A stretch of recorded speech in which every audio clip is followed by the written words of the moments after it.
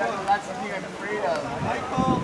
In the way back, whoever went to check my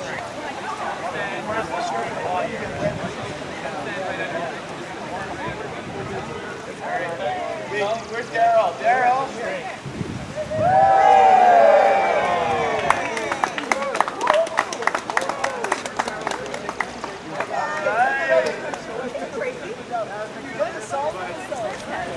But that's quite an amazing thing that we're actually able to recognize his accomplishments right across from where he lived most of his life, probably, and where Marcy still lives.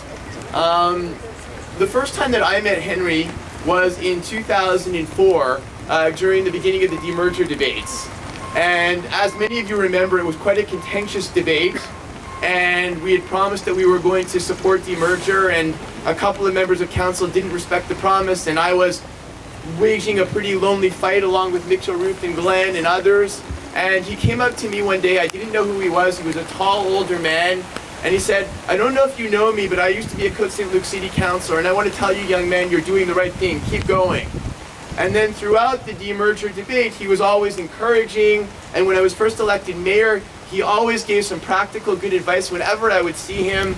And I always thought incredibly highly of him. I'm sorry I never had the opportunity to serve with him, but I know from talking to former Mayor Lang, former members of council, that he was a really great guiding force on council, and Côte Saint-Luc is very proud of all his accomplishments, and we're very proud to inaugurate the playground in his honor. I'd like to now call upon Mitch Brownstein to say a couple of words also on behalf of council. Well, Henry Marcovitz was my city councillor, and when he was elected in 1990, I was 9 years old. I lived in that house right there on the other side of the park, and my mom still lives there, and this was the center of my life. I knew that the Prime Minister of Canada was Pierre-Elliott Trudeau, the Premier of Quebec was Robert Bourassa, the Mayor of Côte Saint-Luc was a guy by the name of Sam Marcovitz, but the only guy that I knew really who was a politician was Henry. He was the guy that walked through this park, that came out of that house, that said hello, how's school, how's your mom, how's your dad, how's your brother, is there anything that needs to be done in this park? And when we would come and ring his doorbell to raise money for Combined Jewish Appeal, as kids we used to have a little carnival every summer, we'd say, you know, it's 10 cents to buy this comic book for the kids. He'd say, well, if it's for Combined Jewish Appeal, here's 50 cents, or here's $1. And he always made you feel that you were important, even if you were a kid. And in those years when I was a teen, tween, and I would play, and I would see the neighbors, whether it's the Epsteins that I see here today, or Michael, who we would play in the park with, or there was the Goodwins, and there was the Colomires, this whole neighborhood. This was where we lived. This was our life. And it's so great to be able to call this park Henry Marcovitz Park. It's so fitting. Playground. I'm standing right now in a place where Henry would be with his daughter and his sons on a skating rink in the winter. It was a skating rink where we stand, and behind us was a little wading pool, and in that chalet was a camp where you could pay for the day or the week, and behind it was a sandbox, and we'd be here with our moms, we'd be here with our dads, and this is where we live, and it was our center of our life. So it's really wonderful to see that up there, and it should always be there in his memory. A wonderful man who served, and when I ran for politics and became a city councillor, it was the inspiration that I had, knowing that that's what city councillors do. They help the neighborhood, they help the people. They're the closest to the people, and that's who Henry was. So I'm really happy that we're doing this. Thank you. And now I'd like to invite Alan to speak on behalf of the family. Thank you, everyone. Bit of an emotional day for us today. We're just coming from my dad's unveiling as well. Just want to really thank the city for this honor and the recognition of my dad's 20 years of public service to the city. For those of you who didn't know my dad, he had a very strong moral compass. He was a strong man, he was honest, he had integrity, fairness, fiscal discipline he was famous for. and support for the underdog, and a real appreciation of how you have to help the underprivileged. And these are the values that he brought to his service at council. But what really pleased him is that during that time and after he no longer served, he saw those values defining the City of Côte Saint-Luc. He was tremendously proud of the disciplined way that the city was run. Good, old-fashioned public service, not for personal gain, not for any other agenda other than to give back to the community in an honest and proper way. As was mentioned, that's where we lived originally, across the street. The house is unrecognizable now, but we moved in there in about 1955. It's since been beautifully renovated. And when we moved in there, the area was owned by a Mr. McDowell, who was farmland. 2 doors away, where we lived later on, moved there in 1965 or 66. There was an old farmhouse. And when we bought that house, my dad said to Mr. McDowell, you know, I could see that the family's growing. There may come a time when we'll want to build a bigger house.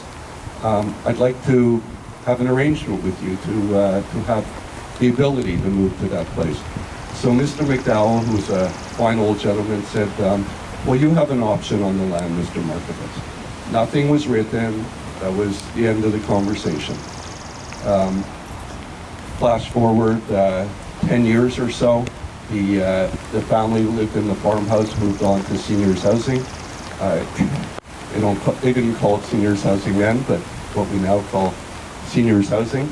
And the farmhouse was vacant. And Mr. McDowell had long since passed away, unfortunately. But he had some descendants in the city. And my dad found them and said, you know, I'm wondering if that piece of land would be available. I don't know if your dad might have mentioned to you, but we did discuss an arrangement. And they said, oh, of course, Mr. Marcovitz. When my dad got his affairs in order, he made sure to tell us that you have an option on that piece of land. So it was an old world. He was an old world gentleman, true to his word, as was his family.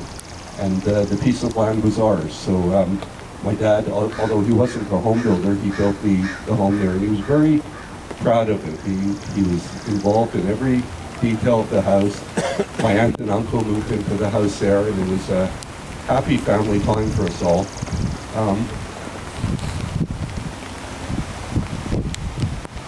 With the park across the street, as Mitchell mentioned. So we had a skating rink here in winter. We had a day camp. We had lots of good times. That was our clubhouse. Sometimes we would go in there when it was open. Other times, I have to admit, we'd go in there when it wasn't supposed to be open. And we just had an absolutely great time. There was very strong sense of community. You know, today maybe lifestyles have changed a bit. People can live in a neighborhood and not know their neighbors. But this was the time when you came out, you played in the street, in the park, you knew everything about everyone's family. The people ate at your house, you ate at their house, you had block parties and everything else. It was really a strong and beautiful sense of community.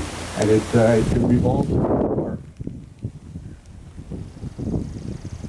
I think when my dad and mother left that house, it would have been impossible for them to do it. The connection was just too strong. The only thing that made it possible was knowing that my sister and brother-in-law and family.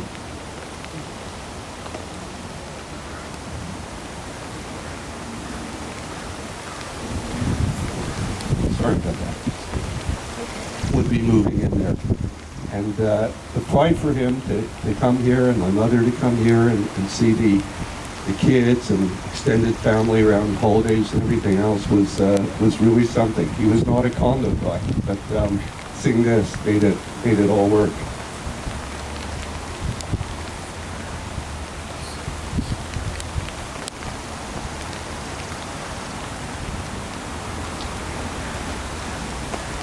So I guess the beautiful thing about them continuing to live here is that we feel a tremendous sense of pride and gratitude to the city for this tribute, and it's front and center for us every day now. Marcy and Ernie and the kids will see it every day. We're here all the time, and it really brings back some very beautiful memories. So we want to thank all of you and the city for this recognition, and again to thank you for the wonderful way that this community has been run and continues to be run. Thank you.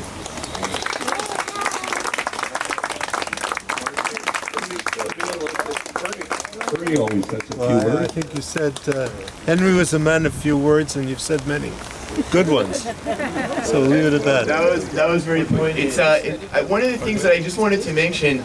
It's very rare that there's a world first, and my belief is this is probably the very first time in the history of the world that on someone's unveiling day, a park is named after them or a playground is named after them. So the Marcovitz family can actually. I think you've created a world first. Councillor Levine wanted to just say a couple of words. Hi everyone. It's a special day for me too because like Henry was one of my mentors. You know, when I came on council in 1986, I had Eric Helfield and he was my legal mentor. I had Harold Greenspan, he was my financial mentor. But the businessman on council was really Henry. He knew everything. He was in the business, he knew about building, he knew about finance, and he really helped us in so many ways make so many good financial decisions. He was a tremendous asset to the city, and he certainly helped the city at times. When he was there, we never raised taxes because Henry wouldn't have it. So he was my buddy and he was my mentor, financial mentor, and I'm so glad we did this for him and his family. Thank you. Thank you. Thank you, Alan.